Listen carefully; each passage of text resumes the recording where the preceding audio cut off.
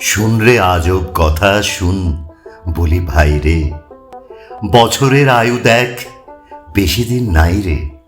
ফেলে দিয়ে পুরাতন জীর্ণ এ খোলসে নূতন বরস আসে কোথা হতে বলসে। কবে যে দিয়েছে চাবি জগতের যন্ত্রে, সেই দমে আজও চলে না জানি কি মন্ত্রে।